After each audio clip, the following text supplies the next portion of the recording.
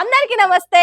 రాజకీయం, cinema, గమ్మతి ఇచ్చంత్రాలు, viral అవుతున్న వీడియోలు ఇట్లా తీరు వార్తలతో మైక్ టు ముచ్చట్లు తయారుగున్నాయి. చలో సుషేద్దాం పాండ్రి. అంతకంటే మొదలు హెడ్లైన్స్. తెలంగాణ ప్రాజెక్టుల తెరవస్తే ఖబర్దార్, రేవంత్ బాబు తీరు మీద హరీష్ రావు ఫైర్. ఏపీ కంటే ఎక్కువ తెలంగాణ తలసరి ఆదాయం, ఏడ్చుకుంటా బాబైతుండు ఆగమాగం. ట్రీట్మెంట్ చేయమంటే పెట్టుకుండు పంచాది, కోపదారి సర్కార్ డాక్టర్ తిరిగిది. నీళ్ల పేరు మీద నిప్పులు ఉడుతున్నాయి పోండ్రి. తెలంగాణలో కొత్త ప్రాజెక్టులకు కొబ్బరికాయలు కొట్టుడు ఎట్లయినా లేదు. కనీసం ఉన్న ప్రాజెక్టులని నిలువున్న నీళ్ళని కూడా కాపాడే సోయి లేదా కాంగ్రెస్ సర్కార్ కనుకుంటా గట్టిగానే గదరాయించుకుంటా అడిగిండు హరీష్ రావు. రేవంత్ రెడ్డి తీరును, చంద్రబాబు కుట్రలను బాజాప్తా బయట పెట్టుకుంటా కాగితాలు ముంగటేసుకొని మరి ప్రూఫ్లతోని ఖబర్దారని వార్నింగ్ ఇచ్చిండు. ఇంతకు అంత పంచాయతీ ఎందుకు లేచింది అని అంటే, ఎవరి రాష్ట్రం వాళ్ళకయ్యి, ఎవరి ప్రాజెక్టులు పంచాదులు వాళ్ళకుండి, ఎవరి సర్కారాలు నడిపించుకుంటుంటే ఏపీ సీఎం చంద్రబాబు మాత్రం కొత్త కొత్త కొర్రీలు పెట్టుకుంటా తెలంగాణ ప్రాజెక్టులో తెరువొస్తున్నా అనుకుంటా జీఆర్ఎంబీ ఎజెండాలో పెట్టిన ముచ్చట మీద మాజీ మంత్రి హరీష్ రావు అగ్గి మీద గుగ్గిలమే బగ్గనే అరుచుకుంటూ బాబును రేవంత్ రెడ్డిని. ఇప్పుడు కొత్త గిచ్చుడు కాదు, ఇప్పటికే ఆనాడు కేసీఆర్ గారి నాయకత్వంలో ఈ 7 ప్రాజెక్టులకు మేము అనుమతులు తెస్తే ఈ ఇచ్చిన అనుమతుల్ని రివ్యూ చేయాలి అని ఆంధ్రప్రదేశ్ ప్రతిపాదించింది. జీఆర్ఎంబీ వాడు ఎజెండాలో పెట్టేసిండు. ఇచ్చిన ప్రాజెక్టుల అనుమతులు రద్దు చేయండి, తెలంగాణ నోటికాడ బుక్క లాక్కోండి అంటే ఇచ్చిన అనుమతులు రద్దు చేయాలని కాళేశ్వరంకు, సీతారామకు, అన్ని ప్రాజెక్టులకు 7 ప్రాజెక్టుల అనుమతులు రద్దు చేయాలని చెప్పి ఇలా ఆంధ్రప్రదేశ్ ప్రతిపాదిస్తే జీఆర్ఎంబీ ఎజెండాలో పెట్టడం జరిగింది. ఎజెండా పెడుతుంటే ఏం చేస్తున్నారు అందరూ? ఇంజనీర్లు చెప్పలేదా? రేవంత్ రెడ్డి వినిపించుకోలేదా? ఎవరికి సోయలేదా అని గట్టిగానే అడిగింది. ఇట్లా జీఆర్ఎంబీలో 2 రాష్ట్రాలు ఉంటాయి. కేంద్ర ప్రభుత్వం చైర్మన్ గా ఉంటే ఒకవైపు తెలంగాణ ఇంజనీర్లు ఉంటారు, అందులో ఆంధ్రప్రదేశ్ ఇంజనీర్లు కూడా ఉంటారు. మరి జీఆర్ఎంబీలో ఈ ఎజెండా తయారైతుంటే తెలంగాణ ఇంజనీర్లకు పట్టి లేదా? తెలంగాణ ఇంజనీర్లు చెప్పినా కూడా రేవంత్ రెడ్డి సైలెంట్ గా ఉన్నాడా? అసలు ఈ ఎజెండా ఎట్లా వచ్చింది? ఇచ్చిన ప్రాజెక్టుల అనుమతులు రద్దు చేయాలని అడిగే ధైర్యం ఆంధ్రప్రదేశ్ కి ఎక్కడిది? ఇది ఎజెండాలో పెట్టే దమ్ము జీఆర్ఎంబీకి ఎక్కడిది? ఈ ధైర్యం మీకు ఎక్కడిది అని బరాబర్ బల్ల గుద్ద అడిగింది. ఇట్లా అంటే తెలంగాణ అంటే పట్టి లేదా, లేకుంటే అడిగేటోడు ఎవరితి అనా? ఎవరిని చూసుకొని ఈ కథలని అనుకుంటా అడిగి కడిగి పారేసిండు. తెలంగాణ అంటే ఎట్లా కనబడుతుంది మీకు? త్యాగాల పునాదుల మీద, పోరాటాల మీద సాధించుకున్న ఈ తెలంగాణ, నీళ్ల కోసం జరిగిన ఈ ఉద్యమంలో ఇవాళ కేసీఆర్ గారు కష్టపడి 383 టీఎంసీల గోదావరి జలాలకు మేము అనుమతులు తెచ్చినాం. మేము తెచ్చిన అనుమతులు రద్దయితాయా? తెచ్చిన పర్మిషన్లు ఎట్లా రద్దయితాయి అని అనుకుంటా క్వశ్చన్ చేసి, అయినా కాంగ్రెస్ పవర్లకు వచ్చినాక ఒక్క కొత్త ప్రాజెక్టు తేలేదు కానీ ఉన్న వాటి మీద మాత్రం కుట్ర చేస్తుందా? ఇదెక్కడ పాస్ మళ్ళీ పనితనం అనుకుంటా ప్రశ్నించుకుంటా కాంగ్రెస్ పార్టీ అధికారంలోకి వచ్చిన 3 ఏళ్లలో ఒక్క ప్రాజెక్టు కూడా మీరు అనుమతి తేలే, ఒక్క టీఎంసీకి మీరు క్లియరెన్సులు తేలే. మీరు వచ్చిన తర్వాత డిపిఆర్లు రిటర్న్ వచ్చినాయి. అప్పటికే సగం అనుమతులు వచ్చిన డిపిఆర్లు రిటర్న్ వచ్చినాయి. ఒక టీఎంసీకి అనుమతులు తేలేదు. పైగా బీఆర్ఎస్ ప్రభుత్వం తెచ్చిన అనుమతులు రద్దు చేయమని ఇప్పుడు ఎజెండాలోకి వచ్చేసి. అంటే ఎంత చేతగాని దద్దమ్మ ప్రభుత్వం ఈ రాష్ట్రంలో ఉంది. నిద్రపోతున్నారా? మీకేమైనా సోయుందా? తెలంగాణ భవిష్యత్తుతో ఆడుకుంటారా మీరు? డిపిఆర్లు రిటర్న్ వచ్చి డీలావాడు తప్ప మీతో అయిందేంది? మీరు పొడిచిందేంది అన్నట్టు కాంగ్రెస్ సర్కారు తీరును ఒక్క తీరు అరుచుకున్నాడు. ఇక ఆడితోనే ఆగకుండా ఏపీ సీఎం చంద్రాలు ఉన్నకాడుండక తెలంగాణ తెరివొచ్చి ఇక్కడ ప్రాజెక్టుల్ని ఆగం చేయాలని చూస్తే ఊకునేదే లేదు, ఖబర్దార్ అని వార్నింగ్ ఇచ్చింది. ఇట్లా ఇవాళ మీరు తెలంగాణ నోటికాడ బుక్కను లాక్కునే ప్రయత్నం చేస్తున్నారు చంద్రబాబు నాయుడు గారు. ఇది తెలంగాణ హక్కులను కాలరాయడం. కేంద్రం మీ చేతుల్లో ఉందని కేంద్రాన్ని అడ్డం పెట్టుకొని ఇవాళ తెలంగాణ నోటి బుక్కను లాక్కుంటే ప్రయత్నం చేస్తున్నారు. ఊరుకో తెలంగాణ. ఇది పోరాటాలతో తెచ్చుకున్నాం. నీళ్ల కోసం ఆనాడు కేసీఆర్ గారి నాయకత్వంలో, జయశంకర్ గారి నేతృత్వంలో ఆ రోజు ఎంతో పోరాటం చేసి మేము తెలంగాణ తెచ్చుకున్నాం. నీళ్లలో అన్యాయం జరిగితే తెలంగాణ ఊరుకోదు. అసలు కర్ణాటకలో రేవంత్ రెడ్డి, చంద్రబాబు నాయుడు, డీకే శివకుమార్ ముగ్గురు సీఎంలు కలిసి ముచ్చట పెట్టుకున్నాక సమ్మక్క సాగర్ ప్రాజెక్టు మీద ఏం మాట్లాడిరు, రేవంత్ రెడ్డి ఏం స్టాండ్ తీసుకున్నాడో చెప్పాలనుకుంటా ఒక్క తీరులో ఇచ్చి పడేసింది. ఇట్లా దీనికి రేవంత్ రెడ్డి సమాధానం చెప్పాలి. మీ ముగ్గురు ముఖ్యమంత్రుల మీటింగ్ లో సమ్మక్క సాగర్ కు 47 టీఎంసీల నీటి వాటాను, మన రాష్ట్ర వాటాను వదులుకోవడానికి మీరు ఒప్పుకున్నారా? ఎందుకంటే ఆల్రెడీ మీరు కర్ణాటక కర్ణాటక మీటింగ్ జరిగిన తర్వాత తుంగభద్ర గేట్ల ఓపెనింగ్ ప్రోగ్రామ్ తర్వాత అనేక వార్తలు మీడియాలో వచ్చినాయి. 47 టీఎంసీలు వదులుకుంటున్నారు అని వార్తలు వచ్చినాయి. ప్రభుత్వం స్పందన లేదు. ఇప్పుడు ఎజెండాలకు వచ్చేసింది, జేఆర్ఎంపీ ఎజెండాలకు వచ్చేసింది. ఎస్, ఈ 47 ఇచ్చేదే లేదు అంటున్నారు ఆంధ్రప్రదేశ్. దీని మీద మీ స్టాండ్ ఏంది? ఈ 47 వదులుకున్నారా, వదులుకోలేదా? What is the stand of Telangana? ఎట్లా వదులుకుంటారు మీరు? మరి హరీష్ రావు సార్ బరాబర్ అంతా పాయింట్ టు పాయింట్ పక్కా లెక్కలతో అడిగినా ఇదివరకు దానికైతే పవర్లున్న పార్టీలకెళ్ళి కానీ మంత్రులకెళ్ళి కానీ జవాబులు అయితే రాలేదు. అయినా తెగిచ్చి కొట్లాడి తెలంగాణ తెచ్చుకున్నదే నీళ్లు నిధులు నియామకాల కోసము. అసొంటి నీళ్ళ కాడ తేడా వచ్చినా లేని కొర్రీల కొబ్బరికాయలు కొట్టినా సీరి చింతగట్టుడే అనుకుంటా ఇప్పటికే సోషల్ మీడియాలో పోస్టులు వేస్తారు తెలంగాణ జనాలు, నెటి జనాలు. మరి హరీష్ రావు మాటలకి అడిగిన ప్రశ్నలకి సర్కార్కి సమాధానాలు ఎన్నడొస్తాయో ఏం కథనో రేపు చూడాలిగా. ఊళ్ళల్లుండి కూలినాలు చేసుకునేటోళ్ళు, పెద్దగా చదువు రానోళ్ళు కూడా సార్ ఫాములు ఫస్టే నింపేసిస్తురు గాని ఆడాడ కొందరు చదువుకున్నోళ్ళు, పెద్ద పెద్ద కొలువులు చేసేటోళ్ళు చూస్తే మాయ్ ఆయన అట్లనే అంటారు గాని గడువు పెంచుతారు తీ, అటెన్క ఆన్లైన్ లో నింపొచ్చి అని లైట్ తీసుకుంటారు. హాగో అసొంటోళ్ళు ఉంటే ఇప్పటికన్నా ఫారాలు నింపే పని చూడుండ్రి. ఎందుకంటే లెక్క తీస్తే ఏం తక్కువ లక్షల మీదనే ఓట్లు పోతున్నాయట. ఆ లిస్ట్ లో మీ పేరు ఎక్కొద్దంటే చూసుకోరు. మరి ఇంతకు ఎన్ని లక్షల ఓట్లు కొట్టబోతున్నారు ఏం కథ అనంటే, దేశంలో ఎవ్వరికైనా కానీ ఒక్కరికి ఒకటి కంటే ఎక్కువ ఓటు ఉంటే పట్టుకపోయి జైలు వేసుడే. కాబట్టి ఎంత పనున్నా ఏబీజీలున్నా సర్ఫామ్ నింపి మీ ఓటు కాపాడుకోరి అని సర్కార్ ఇప్పటికే నోరు నయంగా చెప్తూనే ఉన్నది. ఇచ్చిన గడువు చాలకుంటే ఫారాలు నింపేతందుకు ఈ నెల 10 దాకా గడువు పెంచింది కూడా. ఇక సరిజయంగా ఇప్పటిదాకా వస్తున్న అందాజ ప్రకారము అంతా అయిపోయే వరకల తెలంగాణలో 60 లక్షల ఓట్లు తగ్గొచ్చని ఆఫీసర్లు అన్ని కాయిదాలు చూసి అనబట్టిరట.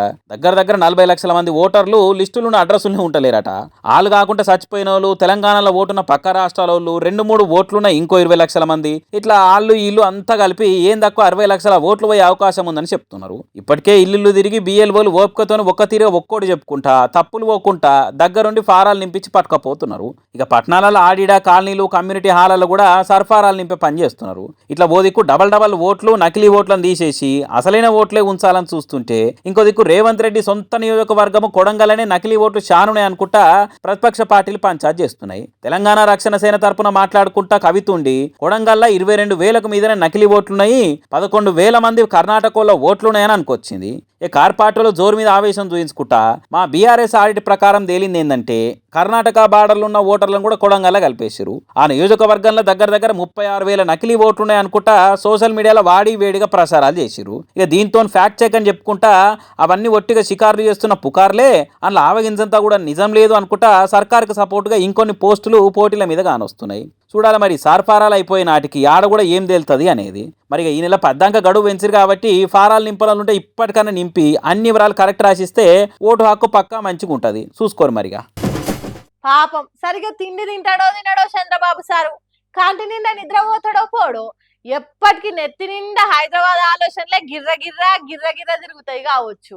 రాష్ట్రం విడిపోయి 12-13 ఏళ్ళు అవుతున్నా తాను ఆంధ్రప్రదేశ్ రాష్ట్రానికి 2 సార్లు ముఖ్యమంత్రి అయినా అమరావతి కంటే ఎక్కువ హైదరాబాద్ నే దాల్చుకుంటాడు కావచ్చు. పాపం ఆ ముచ్చట లోకమంతేరికే గాని ఇప్పుడు ముచ్చట ఏందో చెప్పంటారా?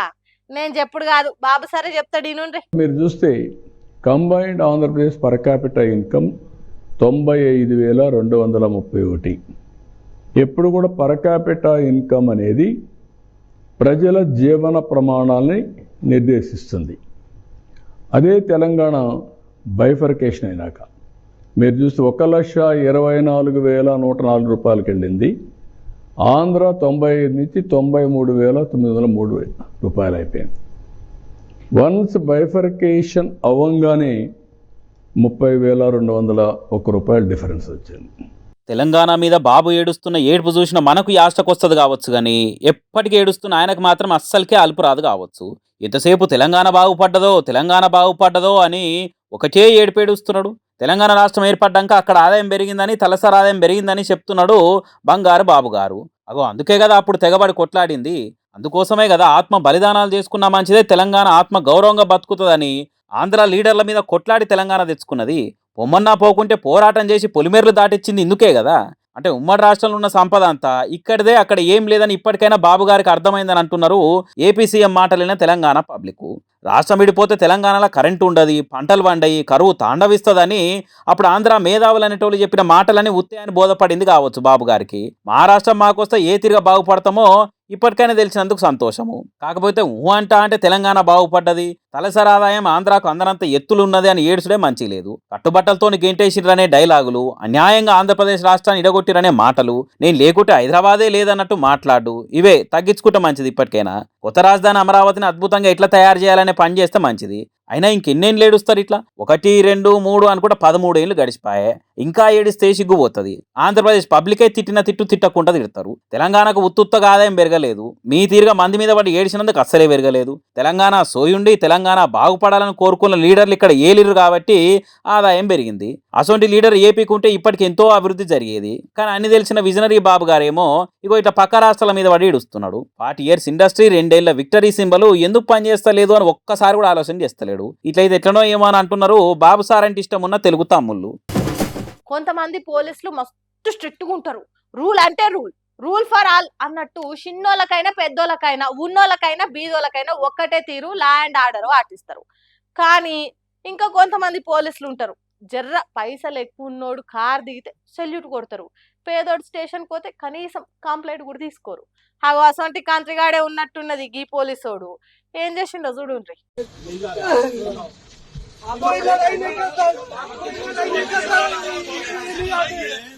पूछ लो आप, इतने सारे लोग ऐसे लड़ाई करो, 2 घंटे के लिए कमाने खाने के लिए आते हो।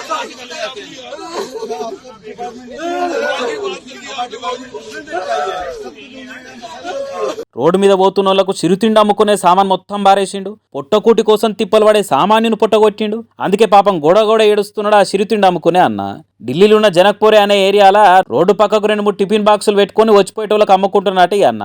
ఇక మరి ఆడికి వచ్చిన పోలీస్ కన్లకు 1000 కోట్లు దేశాన్ని ముంచిన అవినీతి పరుడు మారు వేషంలో వచ్చి అమ్ముకున్నట్టు కనిపించిందో లేకుంటే ఓర్వలేకనో తెలియదు కానీ ఉప్పులు పప్పులు మొత్తం గుమ్మరిచ్చింది ఇట్లా. ఇక ఎదురు తిరిగి కొట్లాడలేని ఏమనని ఎడ్డిబాబులో తిరుగున్నది చూసి పోలీసుని ప్రతాపం చూపెట్టిండు. పాపం ఆ అన్న ఏడ్చుకుంటా నన్ను ఇక్కడ పెట్టొద్దంటే తీసేస్తోంది కదా, ఎందుకు ఇట్లా చేసిరు అన్నట్టు ఏడ్చుకుంటా చెప్తున్నాడు పాపం. అయితే అక్కడ జనం నాకెందుకు ఈ పంచాయతీని అక్కడ నుంచి వెళ్ళిపోకుండా పోలీసుని నిలబెట్టి పొట్టు తిట్టిరు. దొంగలు దోపిడీదారులు పెద్ద పెద్దోళ్ళ మీద నీ పోలీస్ ప్రతాపం పనిచేయదా? అమాయక జనాన్ని ఆగం చేస్తానికి కాకి డ్రెస్ వేసుకున్నావా? ఏం మనిషివి నువ్వు? కాకి డ్రెస్ వేసుకుంటే కనీసం మానవత్వం ఉండకుండా పోతుందా? సిగ్గు శరం ఇజ్జత్ మానం ఏం లేనట్టు అట్లెందుకు చేసినావు? ఏ రోజుకు ఆ రోజు పని చేసుకున్న అమాయకుడు నీకు అంతర్జాతీయ ఉగ్రవాది తిరిగి కనిపించిండా? లేకుంటే దేశం బ్యాంకుల్లో అప్పులు తీసుకొని వాటిని ఎగ్గొట్టి విదేశాల్లో ఎంజాయ్ చేస్తున్న దొంగల తీరుగా కనిపించిండా? ఏం పోలీసు వాయి నువ్వు అన్నట్టు పొట్టు అరుచుకున్నారు. ఇక జనం ఇట్లా తిరగబడి అడుగుతుంటే నోరు మెరుపుతలేడు పోలీసోడు. ఇక ఒదిక్కు మోడీ సారేమో చిన్న బండు పెట్టుకోర్రి, బజ్జీలు బోండాలు అమ్ముకొని ఉపాధి పొందుర్రి అన్నట్టు చెప్తుంటే నువ్వేం ఇట్లా చేస్తావా అని కడిగి పారేసిరట. ఇక ఈ వీడియో చూసిన జనాలు డబుల్ ఇంజన్ సర్కార్లకు ఇట్లనే ఉంటది, బజ్జీల బండి పెట్టుకోమంటారు, సిరితిన్లు అమ్ముకుంటే గిట్ల చేస్తారు, ఎదురు తిరిగి అడిగితే దేశద్రోహులు అంటారు. అంత డబుల్ ఇంజన్ సర్కార్ పుణ్యమే మరి ఇదంతా అని కామెంట్లు రాస్తున్నారు. ఇంటర్నెట్లో ఈలోనేమో కానీ ఆ సిరితిండి అమ్ముకునే అన్న ఏడుపు చూస్తుంటేనే మస్తు బాధ అవుతున్నది. ఒకప్పుడు అంటే మనకు ఫోన్ తెలియదు కానీ ఇప్పటి పోరలు ఎంత స్పీడ్ ఉన్నారు ఏం కథ. నడిచే దగ్గరికి వెళ్ళి మోదాలు, ఫోన్ లేకపోతే బుక్క కూడా నోట్లో పెట్టుకోరు. గంతగానం అతకపోయారు మాయదారి ఫోన్లకు. కానీ ఈ పిల్లలు మాత్రం ఫోన్ చేయంగా ఎంత డేంజరో అందరికి మంచిగా నెత్తికెక్కేటట్టు పనిచేసిండ్రు. ఇది పిల్లగాళ్ళకు కూడా చూపెట్టుండ్రి అన్న బొమ్మయ్యుండ్రే. దినం వాడే మాయదారి ఫోన్ వల్ల ఎంత డేంజరో పిల్లలకు అర్థం కావాలని భలే వీడియో చేసిరుగా ఇల్లు. ముంగట కూసిన పిల్లగాడు ఆ ఫోన్లో మునిగి వాట్సాప్, ఫేస్బుక్, ఇన్స్టా, యూట్యూబ్లో మునిగి తినుమని తిండి తెచ్చినా అందులోనే మునిగి చక్కగా తినడు. ఆడనికి రమ్మన్నా ఓడు, నలుగుట్ల కాలువడు, అదే ఫోన్ అనుకుంటా దాని ఎర్రిల్నే మునిగిపోతాడు. ఫోన్ను మనం వాడు కాదు, ఫోను, ఇన్స్టా రీల్స్, ఫేస్బుక్ అవే మనల్ని ఆడించుకుంటా అవిట్లనే మునిగిపోయేటట్టు చేస్తున్నాయని చూపించిర్రు ఇట్లా. అప్పుడే ఇట్లా టీచర్ అమ్మ వచ్చి మెల్లగా అవన్నీ తాళ్ళు కట్ చేసి ఫోన్ పక్కన పడేసి పుస్తకం చేతిలో పెట్టగానే మంచిగా చదువుకుంటుండు. అంటే దీని అర్థం ఏంది అంటే ఫోన్ వల్ల పిల్లలు ఎంతగానో నష్టపోతుర్రు. అటు చదువు ఇటు హెల్త్ 2 ఖరాబ్ అవుతున్నాయి. కాబట్టి ఆ మాయదారి ఫోన్ వాడకుండా పిల్లలను జాగ్రత్తగా చూసుకోవాలని ఈ వీడియో చేసి ఓ మంచి మెసేజ్ ఇచ్చిర్రు. ఇది ఏ స్కూల్లోనో కానీ ఇప్పుడు చూసిన ప్రతి ఒక్కరు వాళ్ళ ఈ స్కూల్ పిల్లలకు ఇంటికాడ ఉన్న వాళ్ళకు చూపెట్టి ఫోన్లో మూతి పెడితే ఏమవుతుందో మంచిగా ఎరికయ్యేటట్టు చెప్తుర్రు. ఫోన్ వల్ల ఎన్ని లాభాలు ఉన్నాయో నష్టాలు కూడా గన్నే ఉన్నాయి. కాకుంటే ఎప్పుడు ఎట్లా వాడాలనో గట్లే వాడాలి, లేకుంటే అన్ని ఆంకతలే అయితే అని సలహాలు కూడా ఇస్తున్నారు చాలా మంది. గమ్మత్ ఏంటంటే ఫోన్లు ఎక్కువ వాడొద్దనే ఈ వీడియో కూడా ఫోన్లలోనే చూస్తున్నామని కామెంట్లు వేయకుండా మన కాలం ఖరాబ్ చేస్తున్న సెల్లుకు పెద్దోళ్ళు కూడా దూరంగా ఉండుడే మంచిది. ఏమంటారు వాళ్ళ? మనం చాలా సార్లు చెప్పుకున్నాం కదా, ఆస్తి కోసం కన్న తల్లిని చంపిన కొడుకు అని, పెన్లాని చెప్పిందని తల్లిని రోడ్డు మీద వదిలేసిపోయిన కొడుకు అని.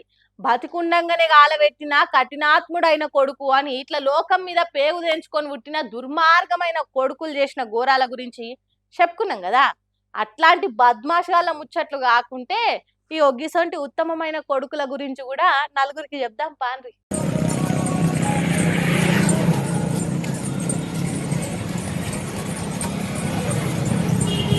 కొడుకు అంటే ఇగో గీనే, తల్లిని నెత్తిన పెట్టుకునే గొప్పోడంటే గీ అన్నే. నవమాసాలు మోసిన అమ్మ కష్టం తెలిసిన ఈ కాలం గొప్ప కొడుకు ఈతగాడు. ఉత్తరప్రదేశ్ రాష్ట్రం సహరాన్పూర్ అనే ఏరియాలో ఓ అన్న తన తల్లిని భార్యతో కలిసి గిట్ల మోసుకుంటూ పోతున్నారు. గంగానది చుట్టుపక్కలున్న రాష్ట్రాలల్లో కన్వర్ అనే యాత్ర జరుగుతుందట.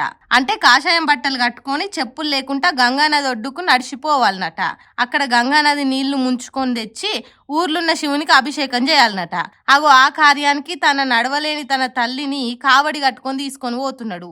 అమ్మా, నువ్వు నన్ను కడుపుల నవమాసాలు మోసిన దానికంటే ఎక్కువేం కాదు నా ఈ మూత. నా కోసం ఎన్ని తినకుంటున్నావో, నా కోసం ఎంత తిప్పల పడ్డవో, నేను 1-2 రోజులు కష్టపడలేనా అన్నట్టు భార్యతో కలిసి బయలువెళ్ళి పోతుండు. అయితే కన్వర్ యాత్ర చేయాలని ఉన్నది గాని మోసుకొని పోవుడు వద్దు కొడుక అని చెప్పిందట తల్లి. కానీ కొడుకే పట్టుబట్టి గిట్ల కావడి తయారు చేసి తల్లిని ఎత్తుకొని పోతుండు. ఇంత మంచి కొడుకు కలిగిన ఆ తల్లి ఎంత అదృష్టవంతురాలో కదా. ఈ ముచ్చట ఇట్లుంటే ఇక్కడ చూడుండ్రి ఇంకో కొడుకు ఏం చేసిండో.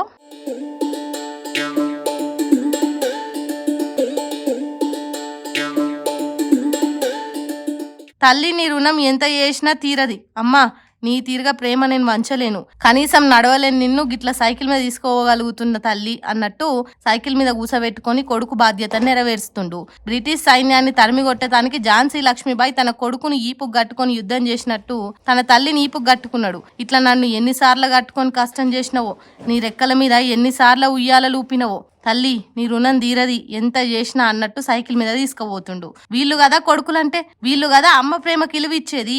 చిన్నప్పుడు చిటికెన వేలు పట్టుకొని నడక నేర్పించింది, అన్నం మెత్తగా కలిపి గోరుముద్దలు తినిపించింది. అప్పుడు మాకు సోయి లేకపోవచ్చు గాని ప్రతి తల్లి తన కొడుకులను అల్లారు ముద్దుగానే సాగుతుంది. అందుకే తల్లి నువ్వు నడవలేని టైంలా మీకు మేము అమ్మలైతున్నాం అన్నట్టు చేసిండ్రు. ఇప్పుడు ఈ వీడియోలు ఇంటర్నెట్ లో గిర్రగిర్రగా తిరుగుతుండే వరకల్లా ఈ తల్లుల కొడుకులకు చేతులెత్తే దండాలు పెడుతురు దేశం పబ్లిక్. మస్తు గ్రేట్ కదా, ఏమంటారు? వైద్యో నారాయణో హరి అంటారు, అంటే డాక్టర్ దేవునితో సమానం అని. కానీ అసొంటి డాక్టర్లల్లో కొందరు చేయంగా మంచి మంచి డాక్టర్లు కూడా బద్నామయ్యే కాడికి వస్తుంది. పోన్రి, డ్యూటీలున్న సర్కార్ దావఖాన డాక్టర్ని ట్రీట్మెంట్ చేయమని అడిగిన పాపానికి ఆయన ఇచ్చిన స్పెషల్ ట్రీట్మెంట్ ఇట్లుంది. మరి పోండి అన్నారు కదా, చెప్పండి ఇప్పుడు ఏంది అంటే ఎమర్జెన్సీ చెప్పొస్తుందా? పడిపోయిందాం కళ్ళు తిరిగి మెట్ల మీద నుంచి పడిపోయింది కళ్ళు తిరిగి. బీపీ చెక్ చేశారంటే సూదన్న వేస్తే కదా వచ్చినప్పటి నుంచే పేషెంట్ లో కాలు మీద కాలు వేసుకొని పేషెంట్ లో మాట్లాడేది. గంట అయింది మేము వచ్చి. అయ్యా, సావు బతుకులు నడుమ సచ్చి బతుకుతున్నాం, జర నాడి కొట్టుకునేటట్టు చూడు నారాయణ అని డాక్టర్ని అడిగితే ఏ డాక్టర్ అయినా వెనక ముందు ఆలోచించకుండా ఉరికొచ్చి పేషెంట్ కు ట్రీట్మెంట్ చేయాలి. కానీ మోతవారి డాక్టర్ రాలవాన పడుతున్న రంది లేకుండా వండుకున్న దున్నపోతు తీరుగా కుర్చీలో కూర్చొని లేస్తానే లేడు. ఉల్టా పేషెంట్ తరపున వచ్చిన వాళ్ళనే తిడుతున్నాడు. నీకు దిక్కున కడ చెప్పుకోపో అన్నట్టు బెదిరిస్తుండు. అరే గింత రుబాబుగా మాట్లాడుతున్నాడంటే ఇదేదో ప్రైవేట్ దవాఖానా అనుకునేరు. కాదు, సామాన్య జనాలు వచ్చే సర్కార్ దవాఖానా. ఆంధ్రప్రదేశ్ రాష్ట్రం తిరుపతి జిల్లా చిన్నగొట్టిగల్లు మండల సెంటర్లో ఉన్న దవాఖాన్లా పనిచేస్తున్న డాక్టర్ ఈతగాడు. అయ్యా సారు, ఓళ్ళు కండ్లు తిరిగి ఒక మనిషి మెట్ల మీద పడ్డరు, జర వచ్చి చూడు అని అంటే కాలు మీద కాలేసుకొని ఖతర్నాక్ మాటలు మాట్లాడుతుండ్రు. రోగం వచ్చి జనం చచ్చిపోతుంటే నువ్వు కాలు మీద కాలేసుకొని కూర్చొని బెదిరిస్తావా అని అడిగితే ఎస్ నేను ఇట్లనే కూర్చుంటా, ముందు మీరు బయటికి ఓన్రి అని కంత్రోన్ తీరుగా కసరించుకుంటుండు. అయ్యా చంద్రాల్ సారు, గిసొంటి డాక్టర్లను పెట్టుకుని పేదలకు వైద్యం చేస్తున్నారంటే ఏమీ ఓపికకు మొక్కాలి సారు. కొద్దిగా కూడా ఓపిక లేని డాక్టర్లను సర్కార్ దవాఖానలో పెట్టి పేషెంట్లకు పేషెన్సీతోని ట్రీట్మెంట్ చేస్తున్నారంటే మీరు గ్రేట్ సార్ అని అంటుండ్రు ఈ వీడియో చూసిన ఏపీ జనాలు. ఇసొంటి డాక్టర్లు జిల్లాకో 10 మంది ఉంటే ప్రజల రోగాలు ఉత్తగానే నయమైతే కావచ్చు, అసలు రోగమే రాదు కావచ్చు కదా. మరి లేకుంటే ఏంది గింత ఘోరమా? జనాలు కట్టే పన్నులతో జీతాలు తీసుకుంటా వాళ్ళకే వైద్యం చేయకుండా బెదిరించుడేంది? డాక్టర్లు అంటే గిట్లనే ఉంటారా? జబ్బుతో వచ్చిన రోగికి డాక్టర్ మాటలతోనే సగం నయం కావాలి, అట్లాంటిది గింత అరాచకమా అని తిట్టుకుంటే కామెంట్లు పెడుతుర్రు ఈ డాక్టర్ గొప్పతనం తెలిసిన పబ్లిక్. మరి చంద్రాల్ సారు సర్కార్ ఆఫీసర్లు ఎసొంటి నిర్ణయం తీసుకుంటారో ఈ ఉత్తమ డాక్టర్ మీద ఏందో ఏమో. ఇక చూసిరాడులా నువ్వు పట్టుకొచ్చిన ముచ్చట్లు ఎట్లున్నాయో ఇంకిన్ని ముచ్చట్లతో మళ్ళీ వెళ్దాం అప్పటిదాకా చూస్తానే ఉండరు మనం మైక్ టీవ్ ముచ్చట్లు.